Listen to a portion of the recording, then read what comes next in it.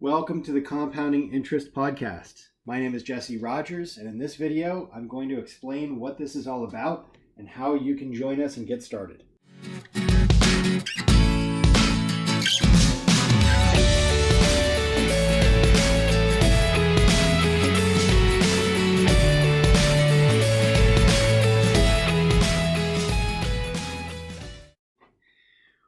What gave me the idea for creating this podcast in the first place is the quote, "Compound interest is the most powerful force in the universe."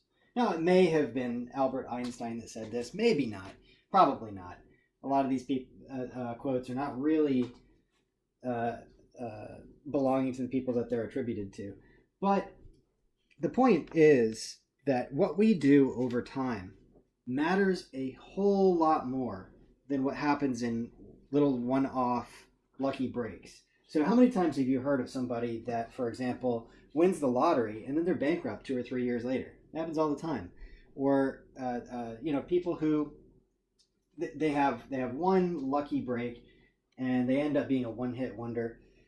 And so the thing is, it's not those one-off shots of success that end up making for a great career or a great life. It's really what you do day in and day out that's going to lead to either the kind of life that you want to have, or it works in a negative direction as well. So it's really about feedback loops, and it's about every day building on what you've already made for yourself, both financially as well as physically, mentally, in every regard. So this podcast will focus on the intersection of math and money, but the philosophy actually goes a lot deeper, which is that you're creating the kind of life for yourself over time in a way that magnifies over time. It kind of snowballs, no matter what it is that you're doing. So this is a period of time where this is especially important because you've probably heard and you've probably noticed around you that there's a lot of things changing, technologically speaking, socially, in every regard, where it comes to automation or social media, really, and just in every regard. So how can we take advantage of the opportunities of this era without already being wealthy and connected? I mean, you see people like Elon Musk or Jeff Bezos, who didn't necessarily come from vast amounts of wealth, and within a single generation, they become the most powerful and wealthy people in the world. And they're still relatively young compared to how long it usually would take to build that level of wealth. And that's happening all the time, not all the time, but that's happening during this period, during this era. So how do we take advantage of the resources that are available to us and make those things happen for ourselves? Because if it can happen for somebody else, then why not us? So what we have to do, I think, is to build our own network of connections. So if you're already, a golfer with, the rich and famous, or, you belong to these country clubs, then that's very good.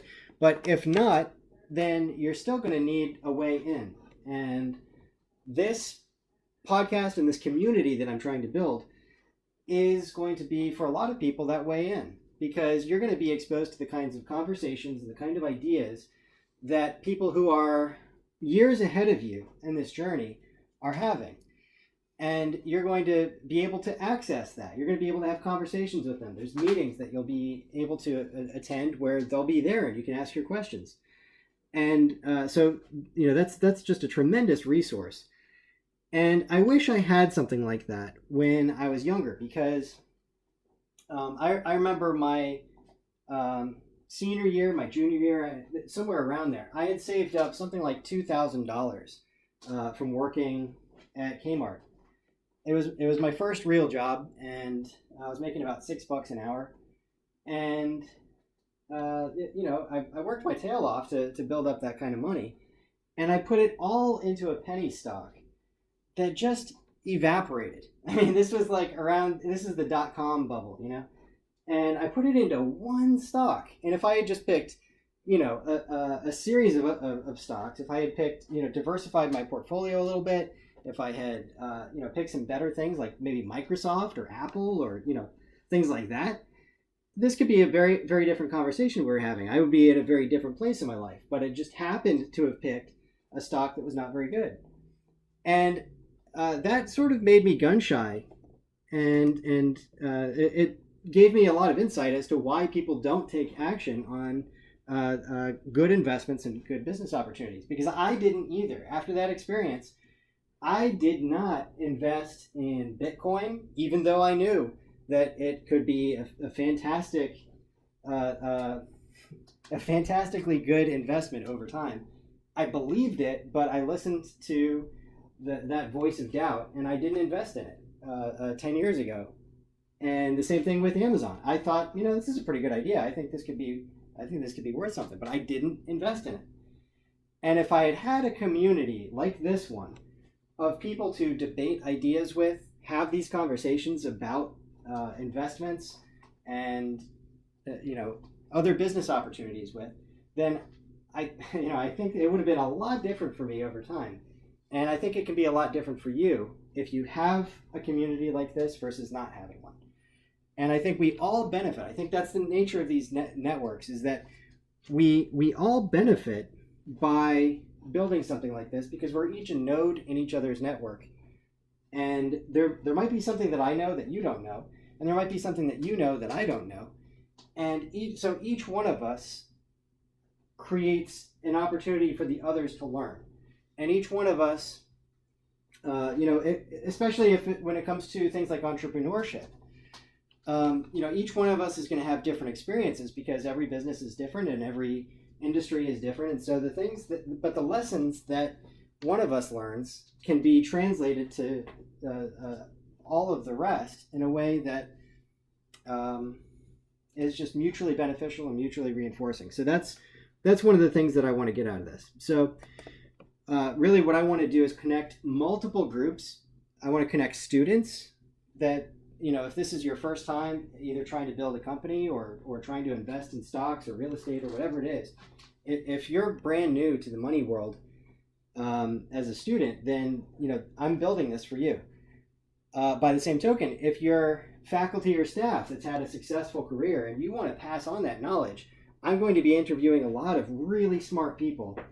I have the benefit of relationships with many faculty members that I've built over the years. And so some of them are retired, some of them are still highly active, but this podcast is for you as well. You're going to get to be part of this as well. Certainly business owners and entrepreneurs, if you're in the game, you need every advantage that you can put to your disposal. So, this is a chance for you to get exposure. This is a chance for you to learn from other entrepreneurs and business people. And so, this is definitely the kind of community that you're going to want to be in. Service providers and business support. So, for example, if you're starting your own business, you're going to want to have competent accountants and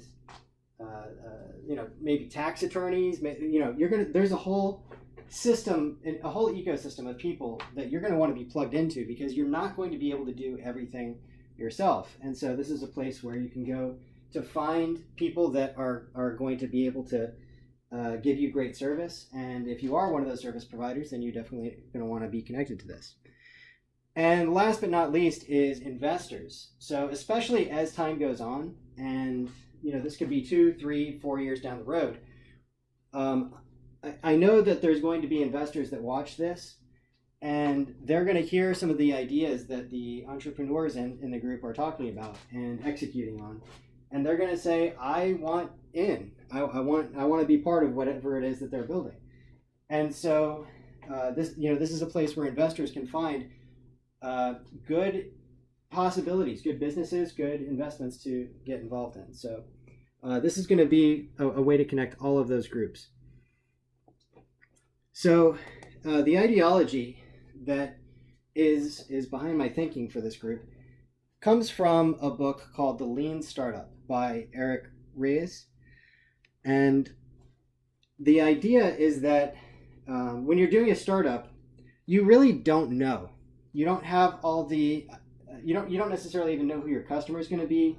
You don't know what your end product should be. You don't know much of anything. You have some hypotheses is what you have.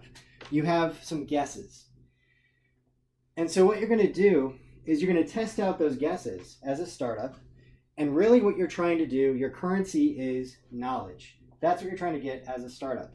It's not the same thing as even a small business. People think that startups and small businesses mean the same thing, but a small business, you already should know what you're going to execute on by the time you get to that stage, and then you just want to go and scale it, right? So that's a different thing at that point. But along the way, you're going to be pivoting or staying with whatever it is that you originally started with. So as an example, what I'm doing with this podcast, I've already kind of outlined and I've already kind of explained that I'm trying to bring people together to talk about entrepreneurship and investing, and to get students familiar with money and to bring the connections that I already have into this conversation. So that's what my starting point is, and I think that will be successful, but I don't know until I test it. And so as I test this, there may be ways in which I have to pivot. So, maybe it turns out that students aren't as interested in watching this as I hoped, but investors love it. Then that's going to change. That realization would change who my audience is, or vice versa. There's really only guesses and hunches that I have right now about what is going to be the best idea. And so until I talk with people from all these different groups, have a lot more conversations, all I have right now are hypotheses. So we have to keep testing those. And then once I have a business model, once I've discovered a minimum viable product, that's the terminology, the MVP, then once that MVP does well, now you've got a business and you can scale it and you can make a lot of money that way. So I don't know what that looks like yet in the context of the podcast, but we'll figure that out as we go. So it could be that the community ends up bringing opportunities that I can't even envision yet. But this is just one example. And whatever business it is that you want to create, we're going to be talking about how you can do that in the context of a lean startup. Rather than taking out hundreds of thousands of dollars in venture capital, you should be building a minimum viable product, and it should scale of its own accord because it's what the market wants. So instead of having to get yourself heavily in debt on a hunch, first you find out what works, then you execute. So I don't want to belabor that point, but that's something that I believe in, and that's what I want to teach here. So again, who is this for? Well, I've outlined a number of groups that would be able to benefit from this. But basically, if you want to get experience or training or confidence in investing or in starting your first business, then this podcast is for you. If you want to be mentored or if you want to be a mentor, either way, this podcast is for you. This is going to bring you together with other people because there's a community around the podcast. It's not always going to be just me talking. We're also going to have meetings where, and those will be filmed. You'll be part of it if you're here, and you'll be able to watch it. If you didn't get to see the thing live, then it'll be uploaded as a recording. So those meetings are, you can learn a lot from that. You can make some friendships out of that too. You're going to be exposed to all kinds of different ideas and opportunities from people who maybe come from different walks of life than you do and have a different set of experiences. And certainly everybody's going to have a different set of focus. So, we're all kind of obsessed with different things. Some of us are interested in green technology and sustainable technology. Others are interested more in like brick and mortar sorts of things. Some of us are into online. So we're just going to all talk about and debate all of these things and share our knowledge of how to acquire the skills. And so if you want to build wealth, it's going to take skills to do it. The skills that you possess right now, if you're not already wealthy, then chances are that the skills you have currently are not going to be enough to get you there. So if you do want to build wealth, then you're going to have to build some skills first. Because ultimately, wealth creation is about value creation. Because if you can create lots of value, then you can trade some of that value to other people, and they'll give you money in exchange. So, let's say, for example, air conditioning repair or something like that. People are willing to pay a pretty significant amount of money in Florida to have air conditioning, right? So by acquiring the skill of air conditioning repair and then going out and solving the problem for people when that problem emerges, you're going to make a very hefty amount of money by doing that. And so it's not that you're taking something. It's not that you're extracting or growing wealthy out of some sort of predatory activity. That's not what's going on. You're exchanging the value of your knowledge on how to do air conditioning repair with someone who values cool air much more than they value whatever amount of money it was that they gave in exchange. So that's how, when you create value, you're able to exchange it, and both you and the customers that you're engaging with are better off as a result. So if you want to gain financial independence, that's what this podcast is going to be about. And I do hope that it enriches the college experience for everyone, and especially after graduating, where I don't want to lose touch with people, which is often what happens. I build these good relationships with students and with workers, and then they go off to universities, and I hear from them again a couple years later. They let me know what kind of jobs they've gotten, what kind of degrees they've graduated with. But the relationship of seeing them, on a weekly or a monthly basis, it has changed, and it's harder to reestablish that than it is to just maintain it from the outset. So I think this is a way where I can keep in touch with the people that I enjoy talking to, and they can keep in touch with a group, and we can all sort of advance together, because it is nice to have that support network. I remember when I went off to university, and I didn't really know anybody, and it took me about 2 years to really build up the kind of friend group that I had before I left. And then it was time to go again. I want people to be able to still keep a part of their social network as they move forward, and I want to still be a part of that as they do. And I think that's good for, going back to the mentoring and being mentored. The people who I've worked with for years are in a better position to be able to help the newcomers than would otherwise be possible. So what does this community and this podcast entail? Well, first there's the podcast. It's like the one that I'm doing right now. And I hope that you also start your podcast. If you're listening to this, I hope that you do what I'm doing. I believe in leading by example. I wouldn't ask you to do anything that I'm not willing to do myself. And I clearly am willing to create videos, talk about my ideas, and bring people into the conversation. And I think you should be doing that too. I think you should be interviewing people who are further along and have already achieved the things that you want to do.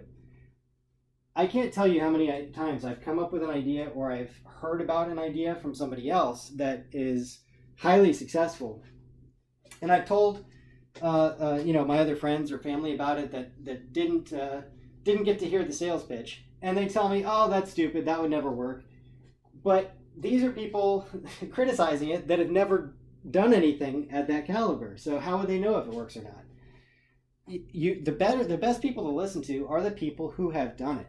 So if you want to get to be well, right now I'm a realtor. I recently became a realtor, and so if you want to be a realtor who does 50 transactions a year, you don't talk to people who have never done a transaction. You talk to people who do 50 or more transactions a year. You talk to the people who have achieved the thing that you want to achieve. And so I think you should build a podcast and seek out people who have done your dream, whatever it is you want to do. And by interlocking with the other people in this community, we're each a node in each other's network. And so any of the people who are watching my podcast will also have a chance to discover yours, and vice versa. And again, we're all mutually benefiting each other this way. Um, so, as you may know, I'm a longtime employee at Palm Beach State College, and so I would love for this to form into some kind of a school club or after school activity or some sort of official thing. Although during the COVID situation and just so many things have changed, I don't know what form that's going to take or how that would evolve. But that's sort of like something I have in the back burner as a long range hope that it could turn out to be something like that. I write for Medium. That's a platform where you own your content. You own 100% of what you write on there. And their readers can see what you're posting. It's actually a lot like a social media site, almost like Facebook. But it's a lot different than Facebook too, because although it's just as easy, you just click post and your story goes up, you can get paid for what you write there, as opposed to Facebook, where you get into these arguments with people, but there's no money at the end of that. There is no pot of gold at the end of the rainbow in anything related to Facebook, at least not for you. There is for the advertisers, but not for you. And so on Medium, it is a subscription-based platform, but you don't have to pay to write anything. You only have to pay to read. And so anybody could write for Medium, and I would love to have basically a publication where each of us is writing about books that we've read or biographies on successful innovators, whatever the case might be. You can write your stories and we'll publish it on Medium. And I'm going to make further videos about how to do that. One of the best things to come out of this is that your writing skill will improve tremendously as you do this. I've probably written over 60 stories on Medium by now, and I can tell you that when I started, I had one level of confidence, and as time goes on, and I just keep practicing, my confidence is at a whole different level. And along the way, I haven't been earning, by any means enough to support myself on, but it is trickling in as, a flattering little amount that is mine, because it's a digital asset that belongs to me. And everything that you write and everything that you publish to Medium and put into our Compounding Interest podcast, anything that you put into our publication, it's still 100% yours. You can post whatever you write anywhere else too. You own that content. So I really want even the newest students and the newest participants of this podcast and this community to adopt the mentality of getting paid as you learn and owning your digital assets. You should own it. So that's what Medium offers. Eventually, what I would like to happen is that the people who do a lot of mentoring with this project, you'll make great coaches. And there is a lot of money in that. So let's say, for example, that one of the people that you mentor comes out to be a millionaire, and then you're mentoring another person, and they become a millionaire as well. Think about how much your coaching is worth if you're able to help people become millionaires. And you only need a little bit of practice and a few testimonials to have proven yourself. So this is another one of those opportunities that as you're building skills and as you're building value, you'll be able to trade that value for a lot more money down the road. So that's a valuable skill to be able to coach. I want you guys to learn it.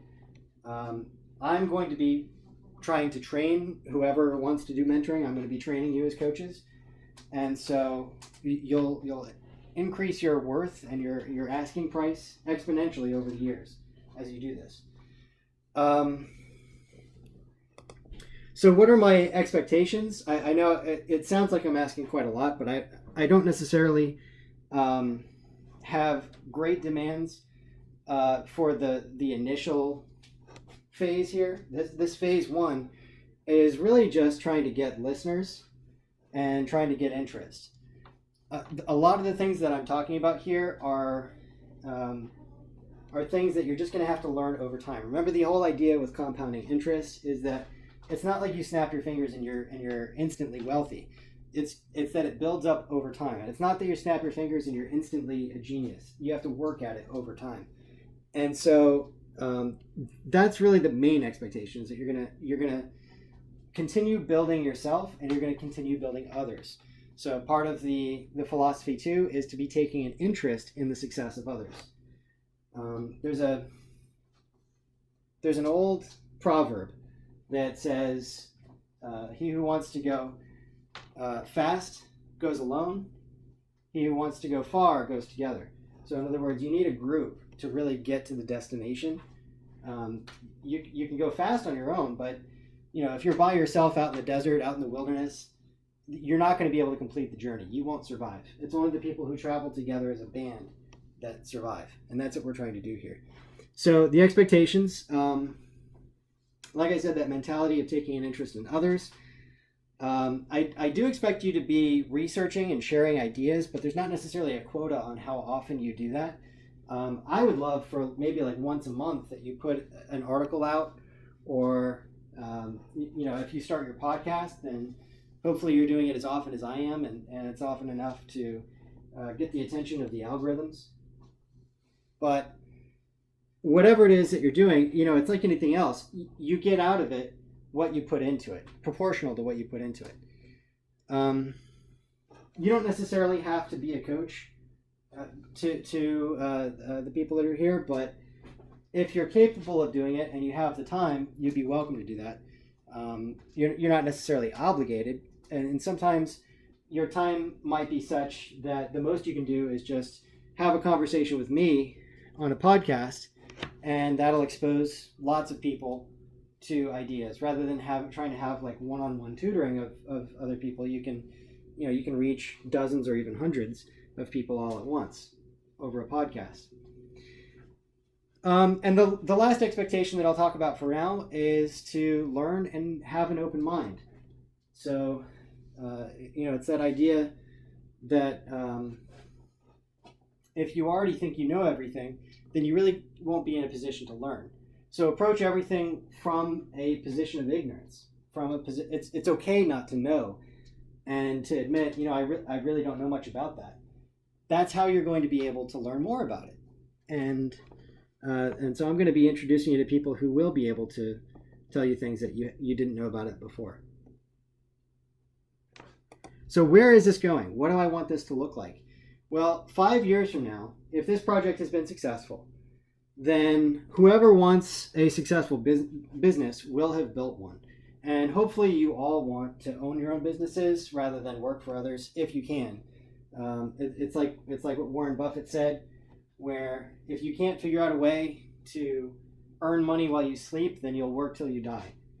I don't know if I'm paraphrasing or if that's exactly what he said, but it's pretty close. And the idea is you need to figure out a way to be making money while you sleep, whether it's investments or whether it's entrepreneurship. It's not going to be enough to just earn wages. That's phase one. Wage earning is phase one of your financial life cycle. So I'd love to see people building successful businesses, and we'll all have made better investments. That money that I piddled away back when I was in high school in the .com era, all that money that imagine what $2,000 could have done if I had invested it into Bitcoin, and if I had invested it into Apple and Microsoft back when all those things were much cheaper. Just imagine where my portfolio would be if I had not even invested anything more, if I had just done that back in the 90s, late 90s. So I want to prevent you from experiencing those kind of opportunity losses that I've experienced. If those of us who want to be coaches, if we have our own successful coaching practice, that could be part of the business that you build. And whether it's coaching or whether it's other skills, by being part of this community, we'll be at least directing each other in the right direction. Those of us who experience some success. Others will be able to see, okay, these are the things that they had to do in order to become successful. So, and it's always good to have a network of friends that are successful. So it doesn't mean that we're all going to necessarily have exactly the same skills. There might be lawyers or doctors or business owners or whatever the case might be. Doesn't mean everybody has to be good at the same things, but it's good to have people in your network that are each good at something. And so that's what we're building here. And last but not least, I hope that we've done some noticeable good in the community and for the college. So I definitely want to put all of us in a good position, but not do it at the expense of others. I want to do it in conjunction with others and make this as responsible and contributing of an organization as we can. One of the things that I'm going to talk about further, and I will mention it here and I'll close on this idea, is the common reader for Palm Beach State right now is a book called There Is No Planet B. And this book, it's not just about climate change, although it does talk about that, but it's talking about our basically every aspect of our life when it comes to the fairness of our systems, the sustainability of our food supplies, and just every aspect. There's so many different things that we have to do in order to make things function in a way that works for everybody. And so I'm going to talk more about There Is No Planet B and what my thoughts are, what some of my favorite concepts that were mentioned in there are. I'll do that in another video. But I really want this to be a responsible and ethical and positive way of building wealth. So that is the outline of the journey that I'm inviting you into.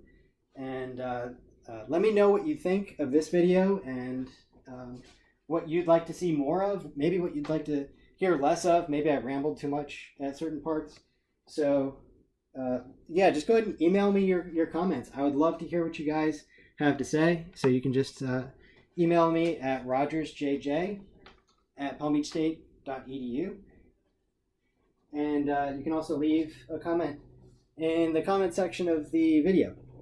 Thank you for watching, and I look forward to building something amazing together.